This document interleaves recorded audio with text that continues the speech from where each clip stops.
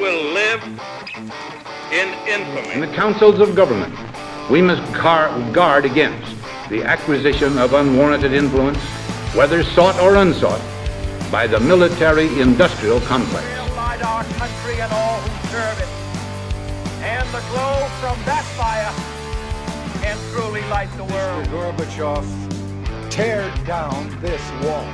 Read my lips. I did not have sexual relations with that woman. Morning. Sunday morning. What difference at this point does it make? You once again gave a non-answer. Joe Biden gave a non-answer. Trying to answer you the now. American people deserve a... What are we talking about? Come on, man. Federalist Number 62 by James Madison. The Senate. For the Independent Journal, Wednesday, February 27th, 1788. To the People of the State of New York. Having examined the Constitution of the House of Representatives, and answered such of the objections against it as seemed to merit notice, I enter next on the examination of the Senate. The heads into which this member of the government may be considered are 1. The qualification of senators. 2. The appointment of them by the state legislatures. 3. The equality of representation in the Senate. 4. The number of senators, and the term for which they are to be elected. 5. The powers vested in the Senate. 1. The qualifications proposed for senators, as distinguished from those of representatives, consist in a more advanced age, and a longer period of citizenship. A senator must be 30 years of age at least, as a representative must be 25, and the former must have been a citizen 9 years, as 7 years are required for the latter. The propriety of these distinctions is explained by the nature of the senatorial trust, which, requiring greater extent of information and stability of character, requires at the same time that the senator should have reached a period of life most likely to supply these advantages, and which, participating immediately in transactions with foreign nations, ought to be exercised by none who are not thoroughly weaned from the prepossessions and habits incident to foreign birth and education. The term of 9 years appears to be a prudent mediocrity between a total exclusion of adopted citizens, whose merits and talents may claim a share in the public confidence, and an indiscriminate and hasty admission of them, which might create a channel for foreign influence on the national councils. 2. It is equally unnecessary to dilate on the appointment of senators by the state legislatures. Among the various modes which might have been devised for constituting this branch of the government, that which has been proposed by the convention is probably the most congenial with the public opinion. It is recommended by the double advantage of favoring a select appointment, and of giving to the state governments such an agency in the formation of the federal government as must secure the authority of the former, and may form a convenient link between the two systems. 3.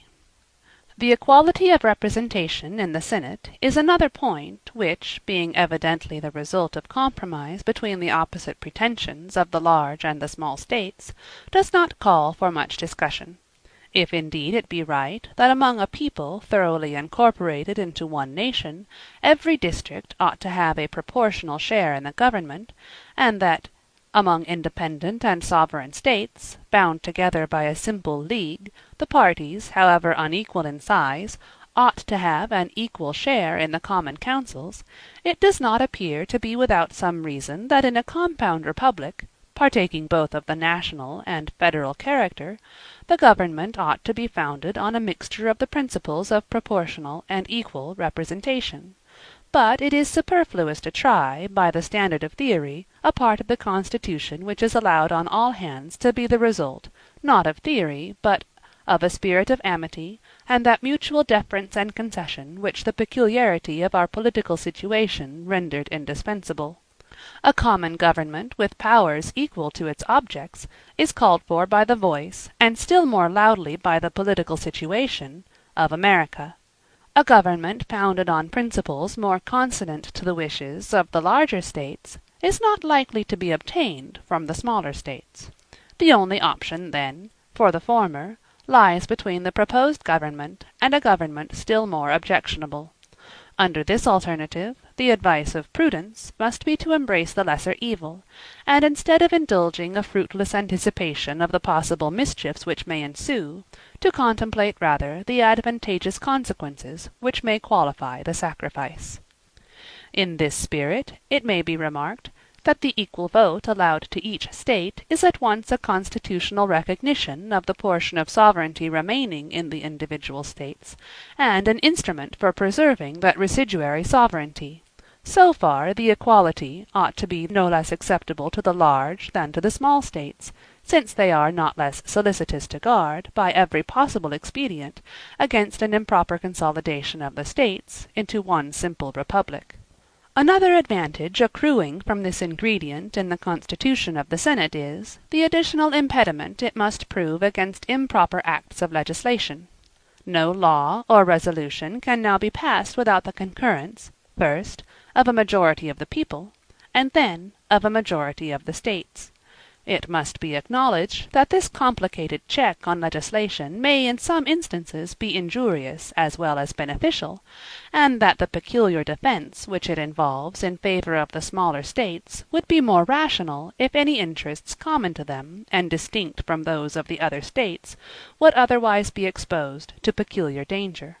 But as the larger states will always be able, by their power over the supplies, to defeat unreasonable exertions of this prerogative of the lesser states, and as the faculty and excess of law-making seems to be the diseases to which our governments are most liable, it is not impossible that this part of the Constitution may be more convenient in practice than it appears to many in contemplation. 4. The number of senators, and the duration of their appointment, come next to be considered. In order to form an accurate judgment on both of these points, it will be proper to inquire into the purposes which are to be answered by a senate, and in order to ascertain these, it will be necessary to review the inconveniences which a republic must suffer from the want of such an institution. First, it is a misfortune incident to republican government, though in a less degree than to other governments, that those who administer it may forget their obligations to their constituents and prove unfaithful to their important trust. In this point of view, a Senate, as a second branch of the legislative assembly, distinct from, and dividing the power with, a first, must be in all cases a salutary check on the government. It doubles the security to the people, by requiring the concurrence of two distinct bodies in schemes of usurpation or perfidy, where the ambition or corruption of one would otherwise be sufficient. This is a precaution founded on such clear principles, and now so well understood in the United States, that it would be more than superfluous to enlarge on it. I will barely remark that as the improbability of sinister combinations will be in proportion to the dissimilarity in the genius of the two bodies, it must be politic to distinguish them from each other by every circumstance which will consist with a due harmony in all proper measures, and with the genuine principles of republican government. Second, the necessity of a senate is not less indicated by the propensity of all single and numerous assemblies to yield to the impulse of sudden and violent passions, and to be seduced by factious leaders into intemperate and pernicious resolutions. Examples on this subject might be cited without number, and from proceedings within the United States, as well as from the history of other nations. But a position that will not be contradicted need not be proved. All that need be remarked is, that a body which is to correct this infirmity ought itself to be free from it, and consequently ought to be less numerous. It ought, moreover, to possess great firmness, and consequently ought to hold its authority by a tenure of considerable duration. Third, another defect to be supplied by a senate lies in a want of due acquaintance with the objects and principles of legislation. It is not possible that an assembly of men, called for the most part from pursuits of a private nature, continued in appointment for a short time, and led by no permanent motive to devote the intervals of public occupation to a study of the laws, the affairs, and the comprehensive interests of their country, should, if left wholly to themselves, escape a variety of important errors in the exercise of their legislative trust. It may be affirmed, on the best grounds, that no small share of the present embarrassments of America is to be charged on the blunders of our governments, and that these have proceeded from the heads rather than the hearts of most of the authors of them. What, indeed, are all the repealing, explaining, and amending laws which fill and disgrace our voluminous codes, but so many monuments of deficient wisdom, so many impeachments exhibited by each succeeding against each preceding session, so many admonitions to the people of the value of those aids which may be expected from a well-constituted Senate. A good government implies two things. First, fidelity to the object of government, which is the happiness of the people. Secondly, a knowledge of the means by which that object can be best attained. Some governments are deficient in both of these qualities. Most governments are deficient in the first. I scruple not to assert that in American governments too little attention has been paid to the last. The Federal Constitution avoids this error, and what merits particular notice, it provides for the last in a mode which increases the security for the first. Fourth, the mutability in the public councils arising from a rapid succession of new members, however qualified they may be, points out, in the strongest manner, the necessity of some stable institution in the government. Every new election in the States is found to change one half of the representatives. From this change of men must proceed a change of opinions, and from a change of opinions a change of measures. But a continual change even of good measures is inconsistent with every rule of prudence and every prospect of success. The remark is verified in private life, and becomes more just, as well as more important, in national transactions. To trace the mischievous effects of a mutable government would fill a volume. I will hint a few only, each of which will be perceived to be a source of innumerable others. In the first place, it forfeits the respect and confidence of other nations, and all the advantages connected with national character. An individual who is observed to be inconstant to his plans, or perhaps to carry on his affairs without any plan at all, is marked at once, by all prudent people, as a speedy victim to his own unsteadiness and folly. His more friendly neighbors may pity him, but all will decline to connect their fortunes with his, and not a few will seize the opportunity of making their fortunes out of his. One nation is to another what one individual is to another, with this melancholy distinction perhaps, that the former, with fewer of the benevolent emotions than the latter, are under fewer restraints also from taking undue advantage from the indiscretions of each other. Every nation, consequently, whose affairs betray a want of wisdom and stability, may calculate on every loss which can be sustained from the more systematic policy of their wiser neighbors. But the best instruction on this subject is unhappily conveyed to America by the example of her own situation. She finds that she is held in no respect by her friends, that she is the derision of her enemies, and that she is a prey to every nation which has an interest in speculating on her fluctuating counsels and embarrassed affairs. The internal effects of a mutable policy are still more calamitous. It poisons the blessing of liberty itself. It will be of little avail to the people that the laws are made by men of their own choice, if the laws be so voluminous that they cannot be read, or so incoherent that they cannot be understood. If they be repealed or revised before they are promulgated, or undergo such incessant changes that no man, who knows what the law is today, can guess what it will be tomorrow. Law is defined to be a rule of action, but how can that be a rule which is little known and less fixed?